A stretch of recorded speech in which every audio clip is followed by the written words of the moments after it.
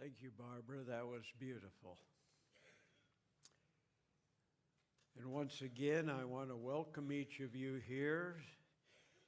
Some of you have come since I first welcomed you, and I want you to know you are very welcome today. And we hope you receive a special blessing. I want to remind you we have a fellowship meal. And after the fellowship meal, you're all invited to go with us to the Life Care Center for Sunshine Band at 2:30. So we've got a full day, a day when we receive blessings, and a day when we share blessings. I have a question for you. How many of you just love to take orders? I don't see any hands. What's that? Well, it depends on who gives them, but somehow, I don't know whether it has to do with sin or not, it just may, but I think we have a natural resistance to following orders. It's pretty natural. Well, I want to refer you to our scripture reading here. We're continuing with our study of the Ten Commandments. And today our commandment is a unique commandment that begins with the word remember. Remember. Now, I feel a lot better about remembering than I do about being ordered. Something about remembering that has a certain amount of greater warmth to it. Anyway, turn to Genesis 2, verses 2 and 3. And here is the account. And on the seventh day, God ended his work which he had done, and he rested on the seventh day from all the work which he had done. Then God blessed the seventh day and sanctified it, because in it he rested from all his work which God had created and made. Here's the point I want to make. When God made the Sabbath, there was no need for him to give a command. There was no need for him to give an order. We're going to be celebrating Christmas in a few days, and some of us will get some presents. Do you need to be told to open that present? Do you need to be ordered? Or when someone gives you a present, is it a natural response to open it, to see what's inside, and to receive that gift and the love that comes with it? And so it is. When God blessed the seventh day, he put into that day a special blessing for Adam and Eve and all of his creatures. It was a special gift to them, a gift that would be anticipated, that would be cherished, that would be loved, that would be embraced. And then it says he sanctified it. Now, the word sanctified actually means set apart for a special use or a holy use. So when he sanctified that day, he turned it into a holiday, not just an ordinary day. Now, I don't know about you, but I like most holidays. I like holidays. I like it when we have a chance to leave our work behind, and most of them have a purpose that I believe in, and I just enjoy holidays. And then, while it's called the seventh day, we've come to refer to it as the Sabbath. And Sabbath is just, in their language, it would have been rest. Rest. Just that simple. And rest is such a great theme throughout the Bible. Jesus said, Come to me, and I will give you rest. I don't know, I'm not going to ask you to raise your hands, but if I did, I think most every hand would go up. How many of you are tired? We tend to get tired, and Jesus is the answer to our weariness. Come to me, and I will give you rest. He will give us that rest anytime, any place. But in the Sabbath, that comes once every week, is a special time to rest and to reflect on who we are and who He is. You see, He's the Creator. We're the creatures. Sometimes we get it mixed up. Man was created in God's image. And yet what a temptation it is, and the evil ones behind it, he wants us to get a picture of God that is a picture according to our image. That's backwards. It's bottom side up. We are created in God's image, and in order to know what the potential is for us, we need to know what God is like. So, it was a couple thousand years later that God gave the commandment with regard to the Sabbath. And He started it with the word remember. Turn, if you will, to Exodus, the 20th chapter, in the 8th verse. And it's the longest commandment. It's right in the middle of the commandments. And here's what God said. Remember the Sabbath day to keep it holy. 6 days you shall labor and do all your work. But the seventh day is the Sabbath of the Lord your God. In it you shall do no work, you nor your son, nor your daughter, nor your male servant, nor your female servant, nor your cattle, nor your stranger who is within your gates. Why?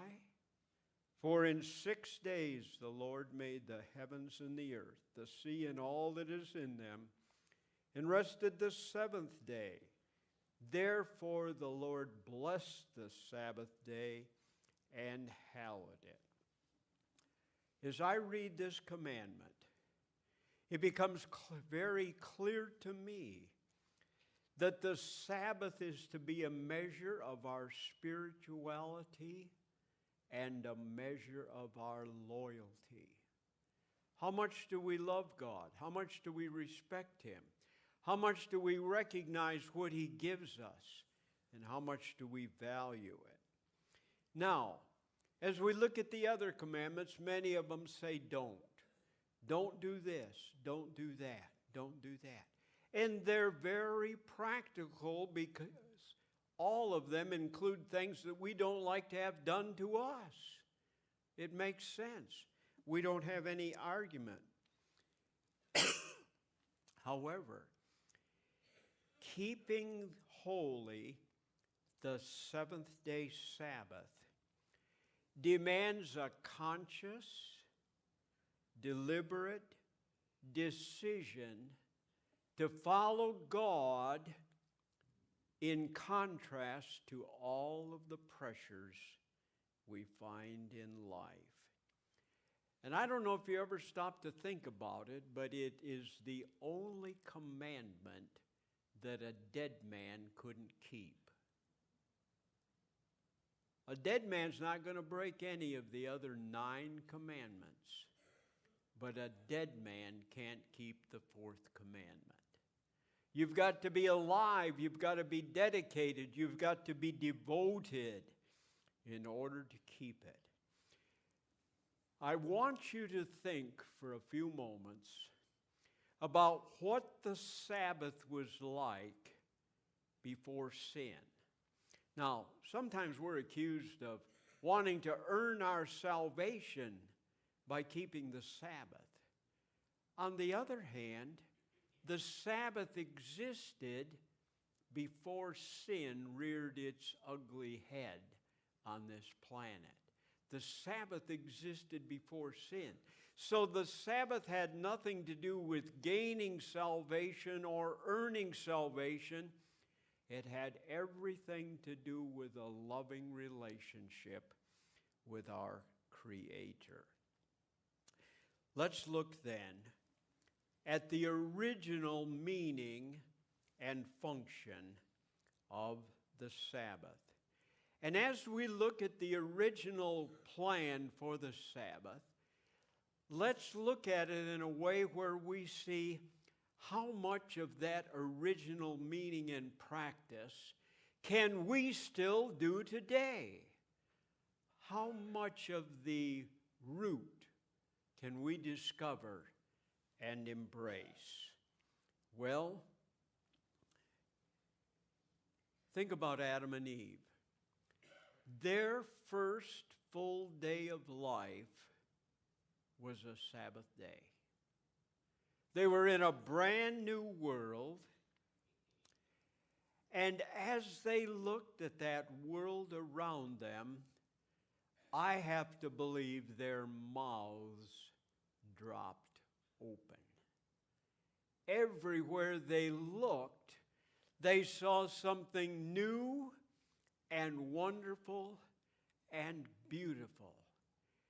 I mean, they were like kids in a candy store, if you will. It was an amazing first Sabbath day for them, their first full day of life. And as they looked about them, they saw everywhere about them God's wonderful handiwork of creation. And they also saw evidences of God's wisdom and His goodness. And as they looked about them and saw His creation, their hearts were filled with love and reverence for their Maker. Wow! He did all this. He gave all this to me. Wow! I must be special. He must really love me. And that, I believe, was what the first Sabbath was like. Well, it was also not only a day of discovery, but it was a time to reflect and remember. To remember who God is. You see, God is the Creator. He's the provider. He's the sovereign of this world and of the whole universe. But bringing it close to home, He is also the companion, the friend, the one who loves you more than anyone else. And as they reflected upon that, I have to think that they thought about how blessed they were. How blessed to be created by God, given life by Him. And while they were dependent upon Him, He also provided everything that they need. And then they knew they were loved by Him. Oh, how important that is. Now, so far we've mentioned a couple things. Can we still do these things on the Sabbath today? Can we? You see, we're getting back to the original gift of the Sabbath, even before there was sin. And while sin has marred some of the beauty of the world, yet there's still a lot of beauty in this world. My wife has been asking me to bring the camera down. I had it in my desk because I put some pictures on the internet.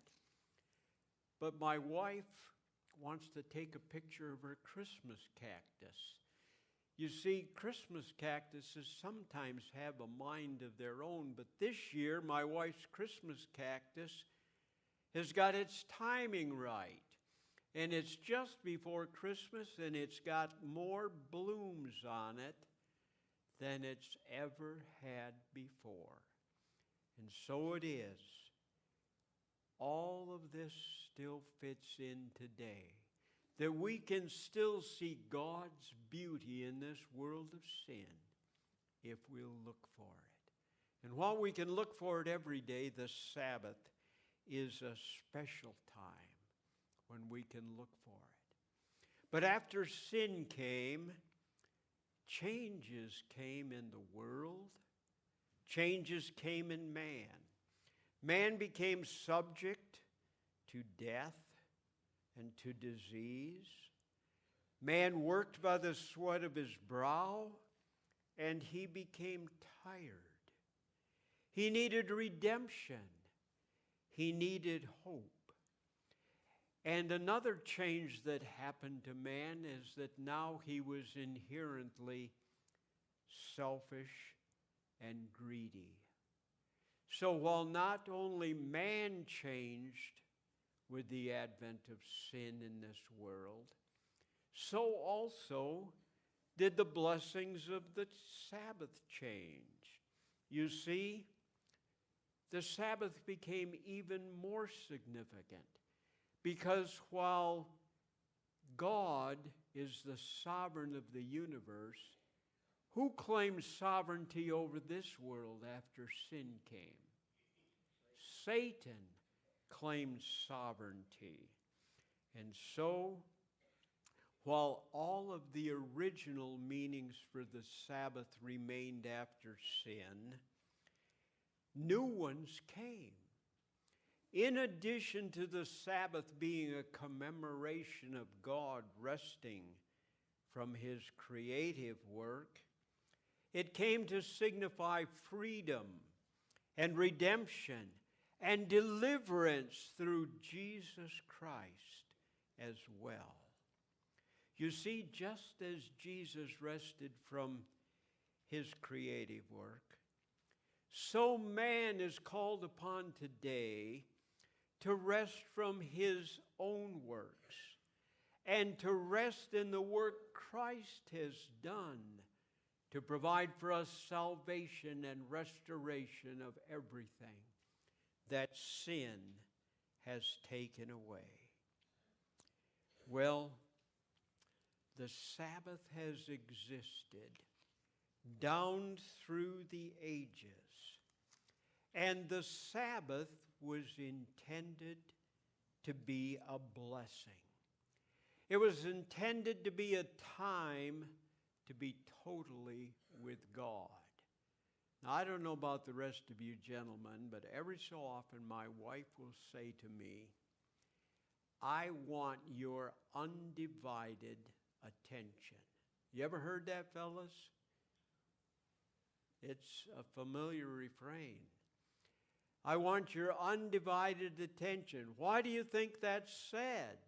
It's said because we tend to get overwhelmed with busyness and the cares of life. I don't know about you, but I think we all tend to have too many, as the expression goes, too many irons in the fire. Anyway, I like to think of the Sabbath as a time to be with God totally. Think of it as a special date with God. A special date with God. It's not just with God, but it's also a time with family and friends. A time to communicate and share about the things that really matter, not just the trivia that tends to clutter up our life so much. And then it's a time for rest and restoration. Because after sin came, we all get weary. We all get weary. And it's a time for rest and refreshing. But during the years, many mistakes were made with regard to the Sabbath. The biggest mistake was to either ignore it or to be superficial in our approach to it. Think about the Pharisees. Do you know where the Pharisees had their origin? After the Babylonian captivity. We've been studying about it in Jeremiah. He was the prophet, one of them, at the time of the Babylonian captivity. When they were taken captive to Babylon, the prophets told them there were two problems that had led to their being taken captive. One was idolatry, and the other was not keeping the Sabbath holy. And the Pharisees said, we don't want that to ever happen again. Now, mind you, the Babylonian captivity cured the Jewish people for the first time, once and for all, of idolatry. They didn't have a problem with idols after that. But with regard to the Sabbath, they weren't quite as successful. You see, they had been ignoring it. The Pharisees wanted to make sure that didn't happen again, and they let the devil shove them in the other ditch. And so instead of ignoring the Sabbath, they made it such a burden, they made so many laws regard to the Sabbath, that it was about like our tax code. Nobody could keep it. Nobody could live in harmony with it. That was a problem. Here's the real problem. They tried to keep the Sabbath while ignoring the Lord of the Sabbath. That's where they went wrong. You cannot keep the Sabbath apart from a relationship with the Lord of the Sabbath. And so the result of their activities and attitudes was that the Sabbath became a burden. It became a dread. I mean, can you imagine facing a test where you knew there was no way you could succeed, and here it's almost sunset, and this day is going to begin that was going to render a verdict that you were a failure? You wouldn't feel good about that, would you? It's like facing a test once a week that you know you didn't have a chance to pass. And so they not only dreaded the Sabbath, they disliked the Sabbath. And down through history, after the resurrection, when the Christians wanted to differentiate themselves from the Jews, the Sabbath became still tainted with the Pharisees' legalism, but Sunday became a joyous day of celebration. In fact, about the 2nd century, we find that there was a 30-hour fast designated for the Sabbath. It started in the middle of Friday afternoon, and then Sunday, in celebration of the resurrection, was a feast day, a party day, a great amount of food. You don't have to be a rocket scientist to know that if you were a teenager or a child growing up in that environment, which day would you have loved most? The one where you ate, the one where you were happy. And so it was. Throughout history, the devil has tried to make Sabbath appear like a burden rather than a blessing. But I want to assure you of this: the blessing is there. It's up to us to find it and to open our hearts to receive it. Now, as we study prophecy, we know that the Sabbath is going to play a big part in the final events just before Jesus returns. In the 14th chapter of Revelation, the first angel's warning to the world is to fear God and give glory to Him, for the hour of His judgment is come. And then it uses words lifted right out of the commandment, and worship Him who made heaven and earth. And what is the way we recognize the Creator and worship Him? It is by observing and recognizing the Sabbath. Then in the third angel's message, the contrast is drawn between the worship of the Creator versus the worship of the beast and his image. And as we look at these messages, these final warnings given to the world, it is clear that loyalty to the Creator is the dominant issue. Loyalty to the Creator. So, the Sabbath involves loyalty. It involves valuing God. It involves valuing His blessing, recognizing that when God blesses something, it is different from something that didn't receive His blessing. When God blesses something, that means He has put in it a blessing for you that you can receive if you are willing, if you are open, if you are eager. And so it also involves loyalty to our relationship with Him. Again and again, the issue comes forward in the Bible that God will only fit one place in your life. It started in the first commandment. You shall have no other gods before me.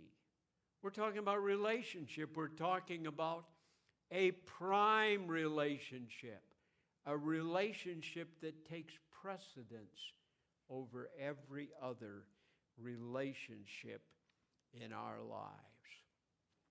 Well, the Bible also tells us the Sabbath is going to be observed throughout eternity. In the picture of the earth made new, Isaiah pictures worshiping God on Sabbath. And I want to tell you that Sabbath in heaven is going to be just like it was for Adam and Eve. It is going to be an awesome experience. It is going to have all of its original meaning, and it's going to have an even added dimension for each one of us, and for Adam and Eve too. It will mean entering into a rest from our battle with the devil. I don't know about you, but that is the thing that seems to be the hardest in life, is the fact that the devil never needs to rest. He's always there, always at us, and that means that you have to be alert. And the Bible tells us, be alert, be vigilant, because your adversary, the devil, goes about as a roaring lion, seeking whom he may devour. Well, we've done a little bit of a panorama today, how Sabbath began and how it's going to end. But what I want to focus on in the rest of our time is the Sabbath as it relates to us today. I want you to begin by looking at your present Sabbath practices and activities. And I want you to ask yourself this question: how much of what I presently do on God's Sabbath will have meaning in eternity? How much of what I do today will I do in eternity? How much of it will be relevant?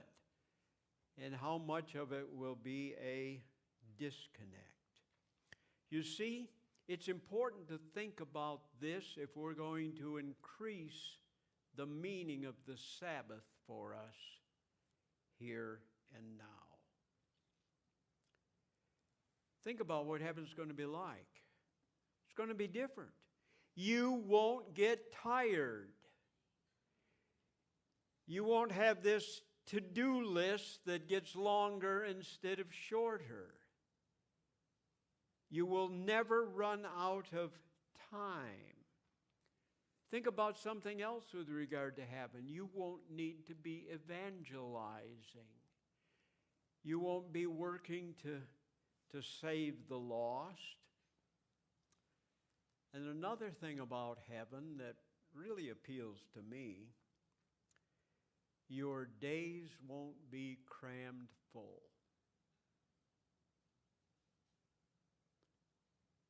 I don't know about you, but I make lists,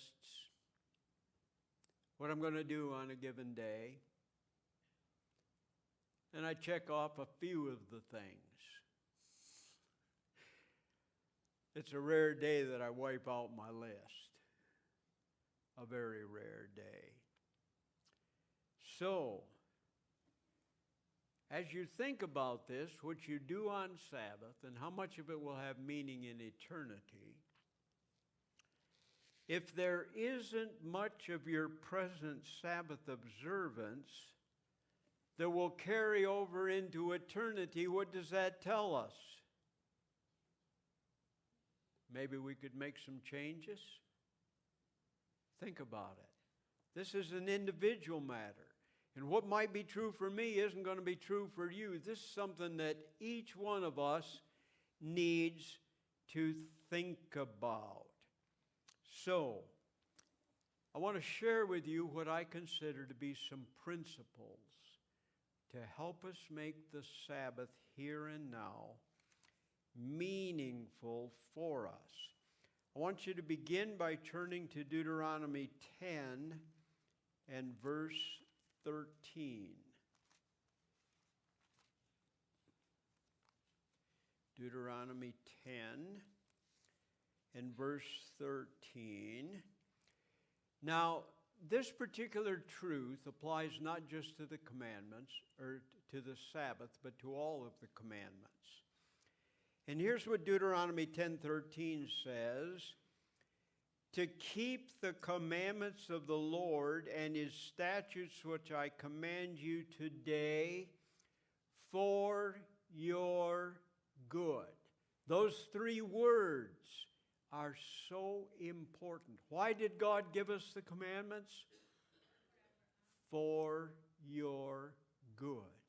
So as you look at the commandments, if he gave them to us for our good, if we observe them faithfully, we are going to receive some good.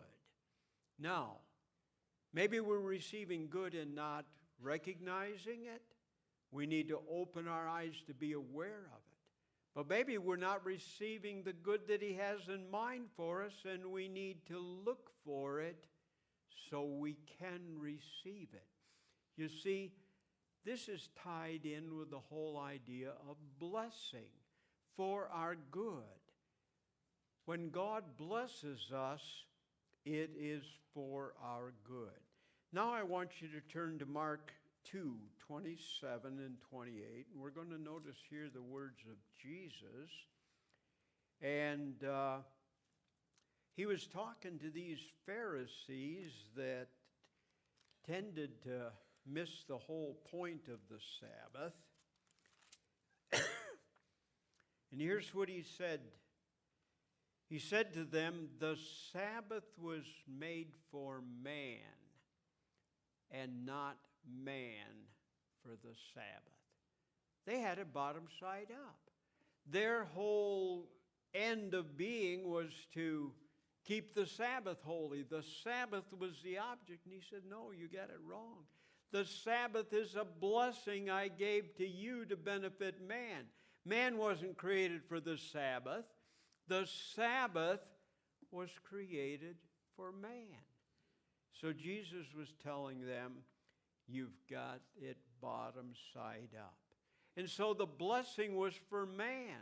It wasn't that man did something for the Sabbath, but rather it was the way God wanted to bless him. Now I want you to turn to the Old Testament again, this time to Isaiah 58. And I want you to notice verses 13 and 14. And here's the counsel given by the prophet Isaiah at the time, roughly, of the captivity into Babylon. And Isaiah is trying to help them to rediscover the blessing God wants to give them. If you turn away your foot from the Sabbath. Now, that's a little poetic there. Let's put it in plain language. If you stop trampling on my Sabbath. That's what he's talking about. Walking on it, treading it underfoot, disregarding it. If you turn away your foot from the Sabbath, and then he mentions ways you can walk on it, from doing your pleasure on my holy day, and then he tells them what he wants them to do, call the Sabbath a delight. In other words, an attitude change he's calling for. The holy day of the Lord and honorable, and shall honor him, not doing your own ways or finding your own pleasure, nor speaking your own words. In other words, if you get the real point of it, then you will delight yourself in the Lord, and I will cause you to ride on the high places of the earth and feed you with the heritage of Jacob your father. What's he saying? He's saying if you get it right, you'll find joy in the Sabbath. If you have the right attitude, if you look for my blessing will bring you joy. There is joy in observing the Sabbath as God intended. I love visiting historical places. I've been to Valley Forge and Bunker Hill and the Alamo, and I've been to the Garden Tomb, and I've been to the Jordan River, and I've been to the temple site in Jerusalem. It's all thrilling. But each Sabbath, we are invited to visit creation. Nothing gets more historical than that. And you don't have to travel to get there because we're in the middle of God's creation. It's right where you are. Well, of all the commandments, only the fourth commandment invites us to learn of him through creation. And it gives us the gift of time to do it. So many things in life we get too busy to do. I know I ought to, and we get too busy. But in the Sabbath,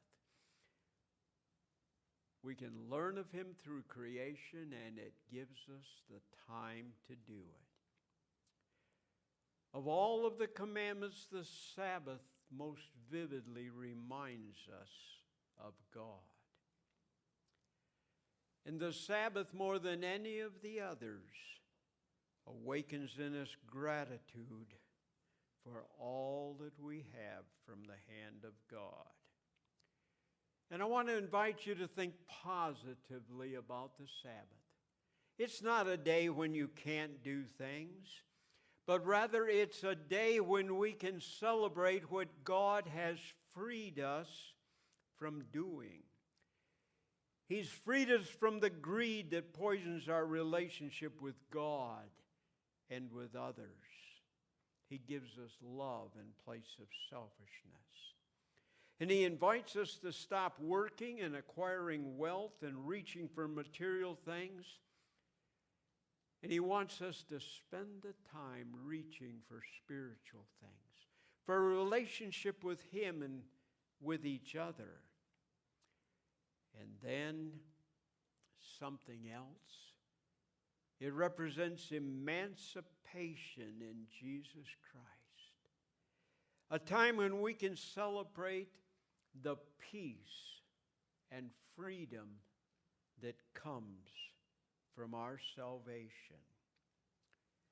And as part of this emancipation, He makes it so that we can avoid secular intrusions and interruptions and worries. What are we talking about? We're talking about it's a day when you can take a break from the TV, from the, quote, news, or maybe I should call it misinformation. And we can have a day free from our magazines, a day free from our internet, a day that we can be free from a lot of the things that tend to enslave us. And finally, the Sabbath frees us from hurry. We get so busy. We've got working, we've got shopping, we've got things to do. The Sabbath is a time to commune with God through study and prayer and nature.